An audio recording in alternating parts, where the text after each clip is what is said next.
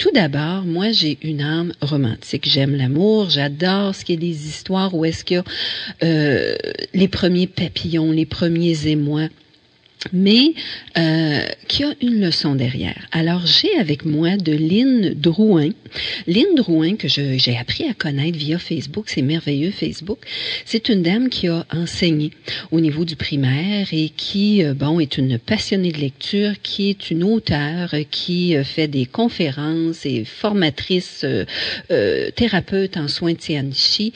Une femme qui m'a l'air avoir le cœur grand comme la terre. Sérieux, là, vraiment, là, j'ai très hâte de la rencontrer parce que je projette de rencontrer cette dame-là. Donc, elle me fait connaître son livre qu'elle a édité elle-même, je crois, aux éditions Merlin, Michael Angel. Le cercle des initiés. Donc, c'est un livre où est-ce que Michael Angel, l'héroïne du livre, est une adolescente. Le narrateur, c'est l'archange Michael. Nul autre que l'archange Michael. Donc, on évolue dans ce monde angélique, dans ce monde de protection. L'archange Michael, qui, selon mes lectures, ceci dit, je le dis en toute humilité, est le protecteur suprême. Alors, il nous raconte justement un peu la vie de cette jeune fille et de 6 autres jeunes adolescents qu'il protège depuis leur arrivée sur Terre pour les amener un jour à prendre conscience de leurs dons, de leur pouvoir, de leur capacité pour, bien entendu, se réaliser et semer le bien autour d'eux. Donc, on a cette jeune fille-là qui est assez effacée, qui a évolué avec sa mamie qui est pleine de dons, pleine d'amour et tout ça, mais sa mère, est un peu moins à l'aise, elle, avec ses dons. Et Michael est un peu, là, en crise existentielle, justement, une jeune adolescente. Tu sais comment on est à l'adolescence. On veut être différent, on veut être unique, mais en même temps, on veut faire partie du groupe. Et oui. On veut pas être rejeté. Donc, à travers la vie de ces 7 adolescents-là qui sont rendus à l'âge de l'adolescence, l'archange Michael les amène justement à être réunis dans le cadre d'un camp, un camp spécial. Toute l'histoire est organisée. Donc, les amène à se rencontrer, ces jeunes-là.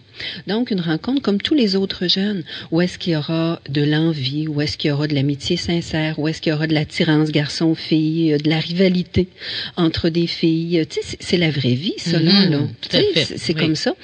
Mais à force d'événements, à force de situations que ce camp-là leur amène à vivre, ils vont apprendre à se découvrir qui ils sont, les dons qu'ils ont, comment ça se manifeste, comment ils s'en servent jusqu'à maintenant. C'est un peu comme nos mécanismes de défense. Oui. Hein? C'est bien de s'en servir, mais si on ne fait que vivre dans nos mécanismes de défense, est-ce que c'est une bonne chose? J'en suis pas sûre.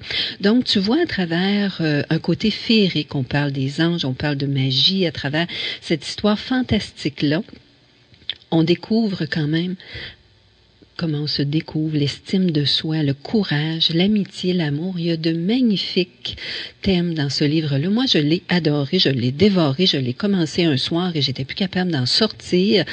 Vraiment, là, c'est un bonbon. Et tellement que j'ai écrit personnellement à l'auteur, puis j'ai dit, de grâce, dites-moi qu'il y en aura d'autres à la suite, qu'il y aura une suite, parce que j'ai vraiment adoré ça. Et oui, soyez rassurés, il y aura une suite. Ah. Alors, merci beaucoup, Lynne Drouin. Vous m'avez fait rêver, vous m'avez ramené dans mes moments d'adolescence, des moments dont j'avais pas pris conscience à quel point c'était beau. D'entrer dans cette vie-là où on n'est pas encore adulte, où on n'est plus enfant, où est-ce que on veut, comme je disais tantôt, être unique, mais on veut donc être accepté, faire partie du groupe. C'est un moment très fort dans la vie et on découvre tout ça donc à travers les anges, à travers les licornes, les fées. C'est magnifique, vraiment.